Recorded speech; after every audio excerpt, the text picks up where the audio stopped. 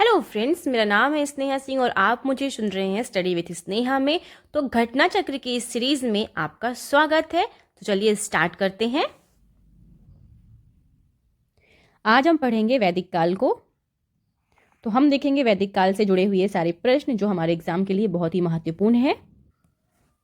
आर्य शब्द इंगित करता है, तो सही जवाब है इसका श्रेष्ठ वंश को। ध्यान रखिएगा, आर्य शब्द किसे इंगित करता है? श्रेष्ठ वंश को। अब देखते हैं, आर्य प्राचीन भारतीय, यूरोपीय एवं प्राचीन ईरानी भाषा बोलने वालों के लिए प्रयुक्त होने वाला शब्द है।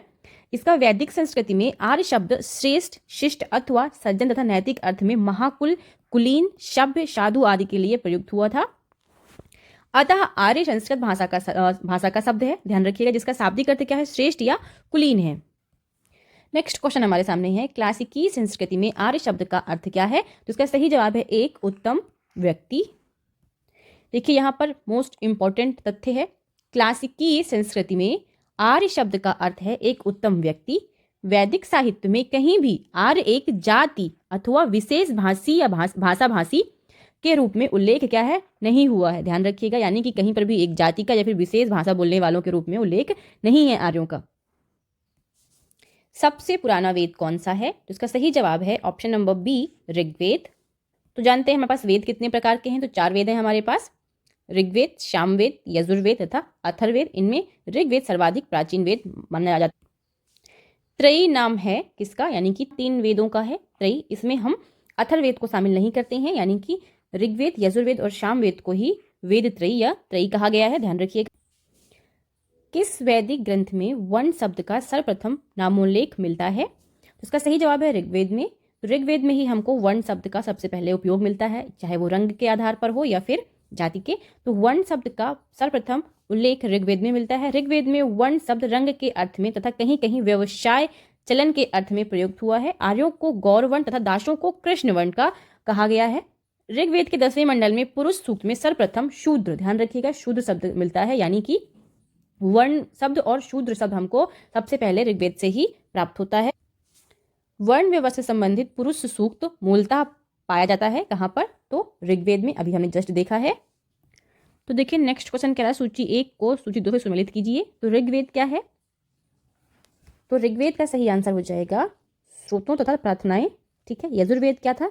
तो यजुर्वेद श्रोतों तथा कर्मकांड के बारे में हमें यजुर्वेद जानकारी मिलती है। सामवेद क्या है? तो सामवेद यानी कि संगीत में स्रोत हमें सामवेद से मिलते हैं। और अथर्ववेद में हमने पढ़ा है तंत्र, मंत्र एवं वशीकरण जैसी विद्याएं हमें अथर्ववेद में देखने को मिलती हैं। तो यानी कि सही क्या हो जाएगा? ऑप्शन नंबर ए सही हो जाएगा। ऋग्वेद में स्तोत्र एवं प्रार्थनाएं हैं। तो ऋग्वेद में कुल 1028 सूक्त हैं तथा 10,552 ऋचाएं या मंत्र या श्लोक मिलते हैं। यजुर्वेद में स्रोत एवं कर्मकांड वर्णित हैं, ध्यान रखना। सामवेद के पद जो हैं गेय रूप में हैं, यानी गाए जाने योग्य हैं। जो इनको गाता है, जो पुरोहित जो गाता है, उसे क्या बोलते हैं? उद्गाता बोलते हैं। ठीक है, यानी कि सामवेद के पद को गाए जाने वाले व्यक्ति को उद्गाता कहते हैं। अथर्ववेद में कुल 20 अध्यायों में से 730 सूक्तों में तंत्र, मंत्र और वशीकरण के संदर्भ में साक्ष्य मिलते हैं। कितने अध्याय हैं? 20 अध्याय हैं। 730 सूक्तों में तंत्र, मंत्र एवं वशीकरण के संदर्भ में हमको साक्ष्य मिलते हैं। तो अब देखिए, निम्नलिखित 4 वेदों में से किसमें एक जादुई माया और वशीकरण का वर्णन है? अभी अभी हमने किसमें देखा है? अथर्ववेद में। ध्यान रखिएगा। तो इसका सही जवाब देखिए क्या हो जाएगा? Option number C, Atharvaveda.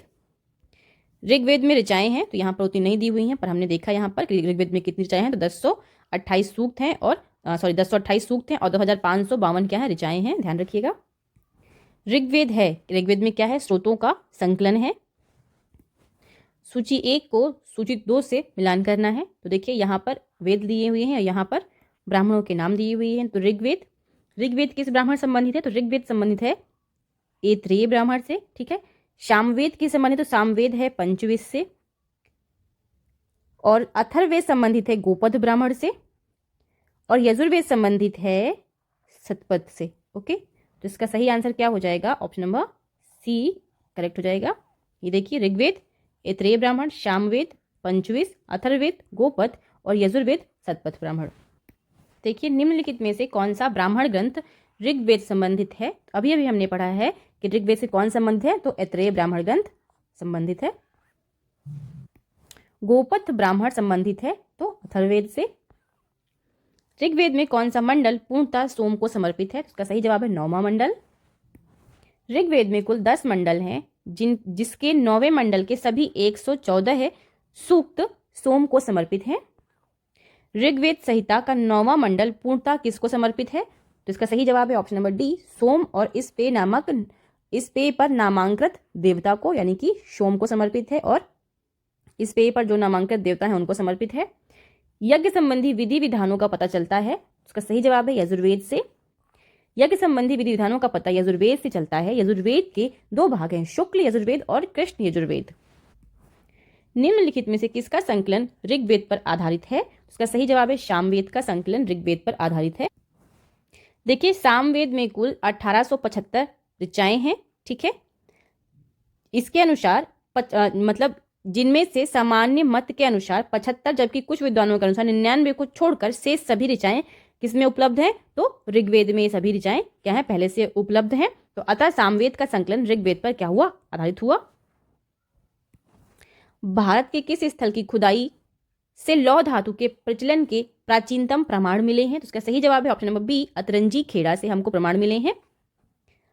Ahichchhatra, Atranji Kheda, Alamgirpur, Mathura, रोपड़, श्रावस्ती, काम्पिल आदि स्थलों की खुदाइयों से लौह युगीन संस्कृति के अवशेष प्राप्त हुए हैं। अतरंजी खेड़ा से लौह धातु, मल तथा धातु शोधन के प्रयुक्त होने वाली भट्टियां मिली हैं।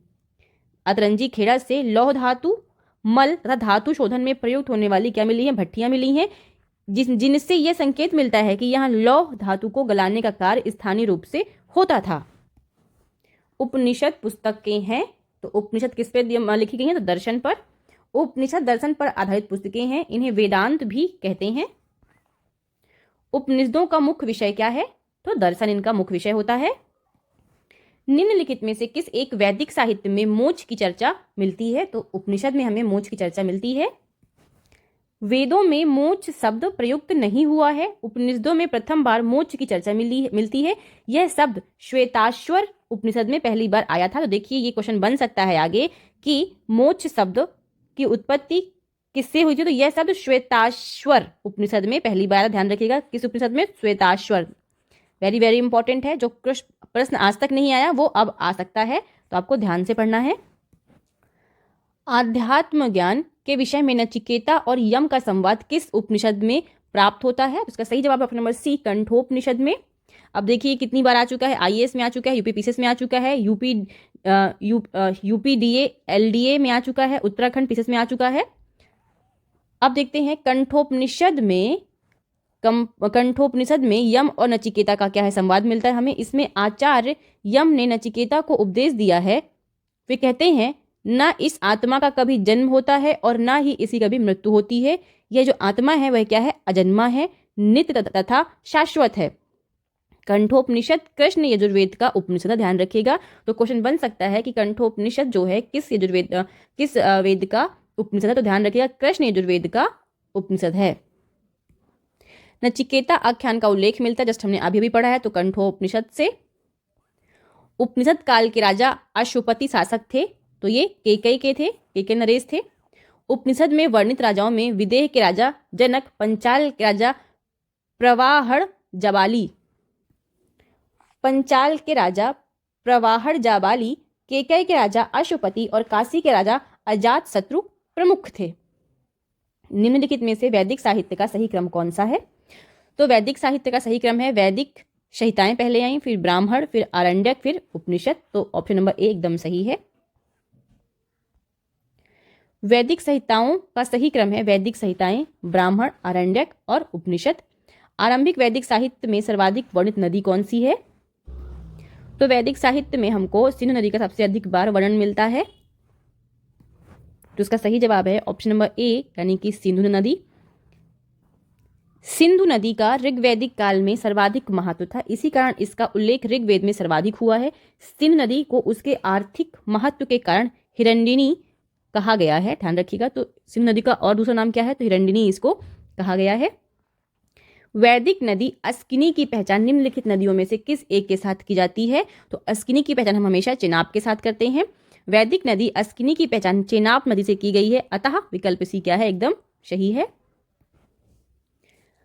ऋग्वेद में निम्नांकित किन नदियों का उल्लेख अफगानिस्तान के 7 आर्यों के संबंध का सूचक है? इसका सही ऑप्शन है कुंभा और कुरुमु नदी का। तो देखिए, ऋग्वेद में उल्लिखित कुंभा यानी कि काबुल, कुर्मु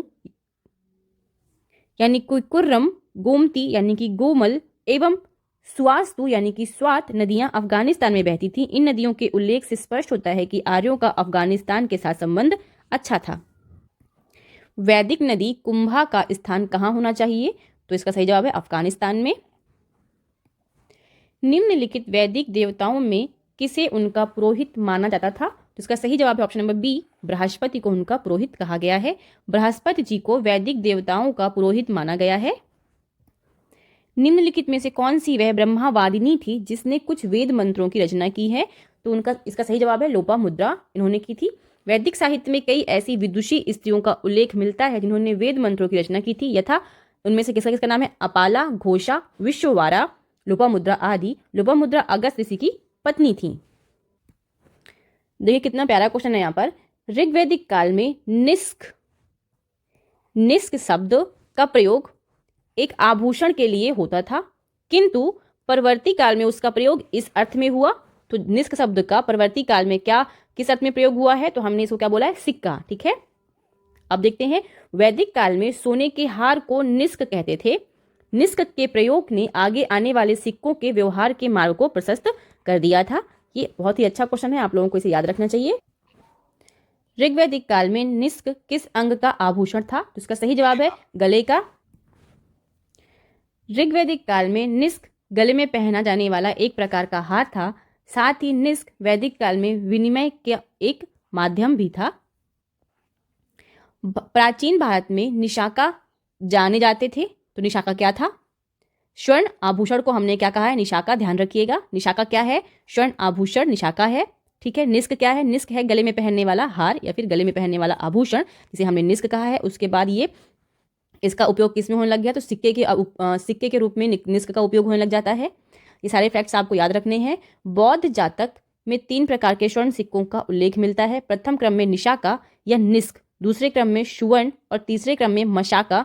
मशाका मूल्य की दृष्टि से सबसे निम्न और निशाका उच्च मूल्य वाली मुद्रा थी। बोंगज कोई महत्वपूर्ण है क्योंकि यहाँ से प्राप्त अभिलेखों में वैदिक देवताओं एवं देवियों का नामोल्लेख प्राप्त होता है, इसलिए यह महत्वपूर्ण है। एशिया माइनर स्थित बोगज कोई से 14वीं शताब्दी ईसा पूर्व के अभिलेख में ऋग्वैदिक काल के देवताओं इंद्र, वरुण, मित्र तथा नाशत्य का उल्लेख मिलता है। इनसे ज्ञात होता है कि वैदिक आर्य ईरान से होकर ही भारत में आए होंगे। निम्नलिखित अभिलेखों में से कौन सा ईरान से भारत में आर्यों के आने की सूचना प्रदान करता है? इसका सही जवाब है बोगज कोई।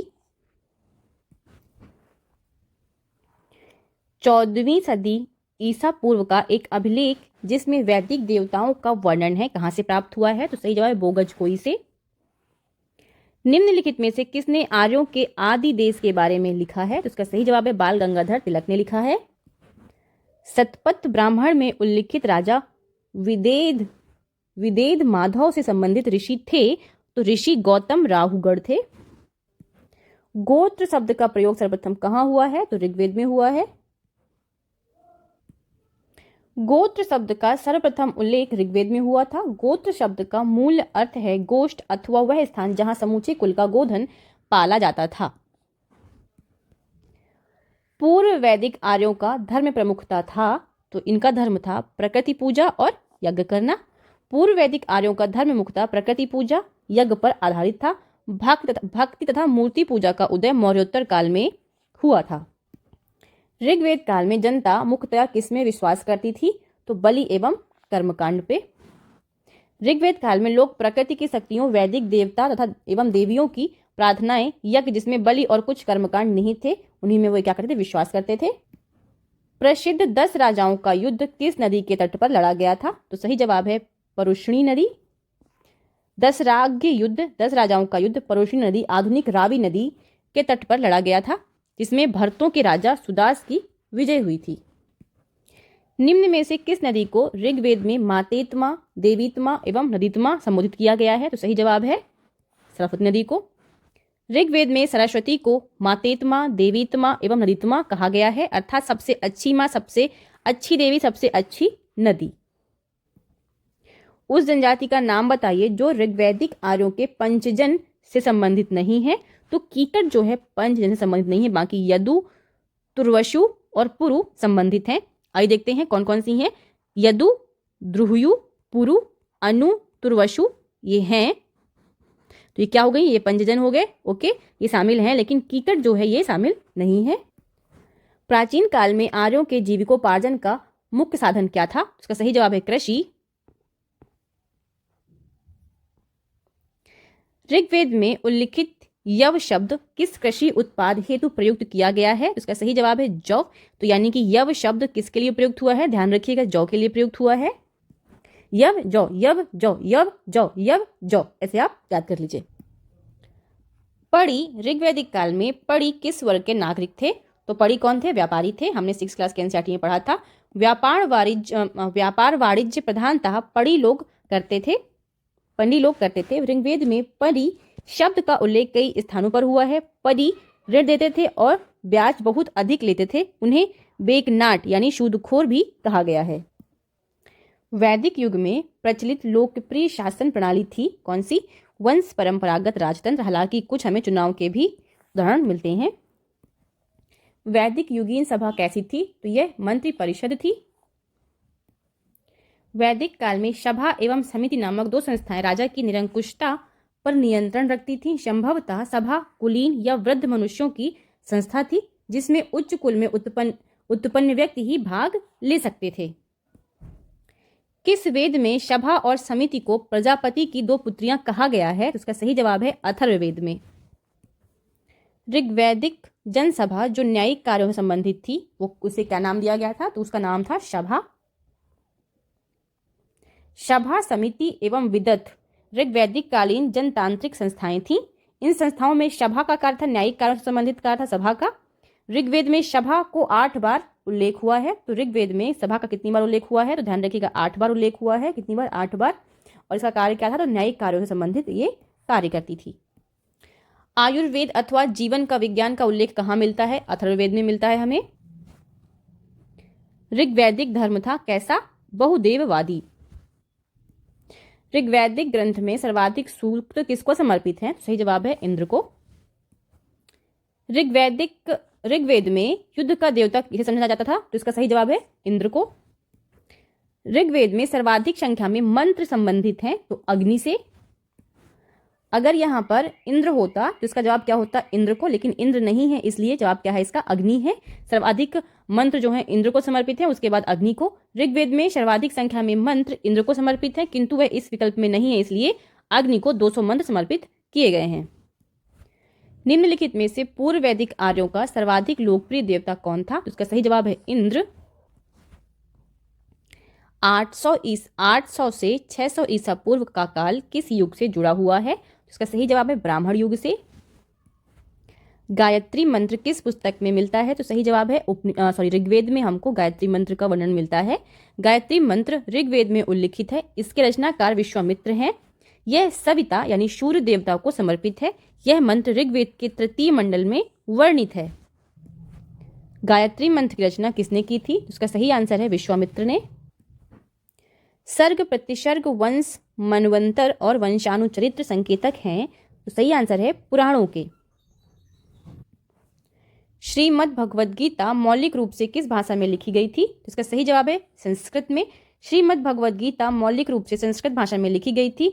यह प्राचीन धार्मिक ग्रंथ महाभारत का एक भाग है। महाभारत मूलतः किस रूप में जानी जाती है? तो जय संहिता के रूप में महाभारत को जाना जाता है। शतसहस्री संहिता उपनाम निम्नलिखित में से किस ग्रंथ का है? महाभारत का है।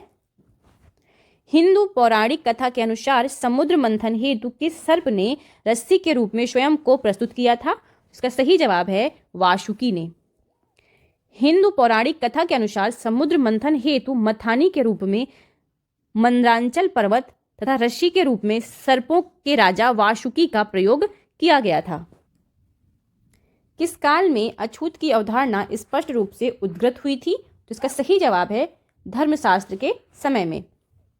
धर्मशास्त्र के समय में सूत्र काल में 4 वर्णों ब्राह्मण, क्षत्रिय, वैश्य एवं शूद्र के अतिरिक्त समाज में अन्य अनेक जातियां तथा अंबष्ठ, उग्र, निषाद, मागध, वैदेहक, रथकार आदि का आविर्भाव अनुलोम एवं प्रतिलोम विवाहों के फलस्वरूप हो गया। पाणिनि ने 2 प्रकार के शूद्रों का उल्लेख किया है, निर्वसित एवं अनिर्वसित। इनमें पहले प्रकार के शूद्र ही अस्पृश्य माने जाते हैं, यानी कि निर्वसित।